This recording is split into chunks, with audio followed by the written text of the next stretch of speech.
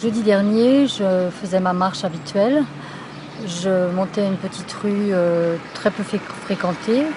Un monsieur s'est arrêté avec une voiture parce qu'il m'a reconnu, il m'avait vu, il savait que j'étais de la SPA. Il m'a signalé un chien qui était le long d'un mur. Et quand je me suis approchée, j'en croyais pas mes yeux, quoi. Le chien était d'une maigreur. D'ailleurs, la photo en prouvera. Et ce chien a été malheureusement abandonné parce que le fils l'a ramené à la maison et que le père n'en voulait pas. Donc le chien est resté pendant des jours et des jours sans manger. J'ai tout de suite appelé la fourrière qui est venue. On a transporté le chien chez le vétérinaire de Saint-Paul. Et là, le vétérinaire n'a pu constater que le chien était en fin de vie parce qu'il était en train de mourir de faim. Donc on a été obligé de l'euthanasier. Voilà. Pour ce cas-là, malheureusement, c'est fini.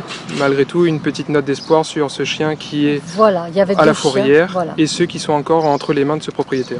Exactement. Alors le propriétaire a encore des chiens entre ses mains que je n'ai malheureusement pas pu enlever parce qu'ils sont chez lui. Donc après, il y a violation de domicile, c'est quelque chose qui est très difficile pour nous, même si on fait partie de la SPA.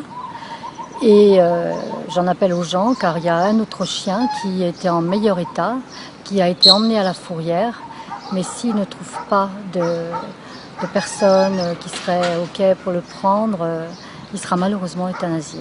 Un petit mot sur ce chien avec le museau ficelé. Alors voilà, j'ai quand même pu constater, parce que la dame m'a fait rentrer chez elle, que le propriétaire donc, a un enclos, on va dire 2 mètres sur 2 mètres, avec 4 à 5 chiens, dont un qui avait le museau ficelé pour ne pas pouvoir aboyer. Mais en sachant que s'il ne pouvait pas aboyer, il ne pouvait pas non plus boire ni manger.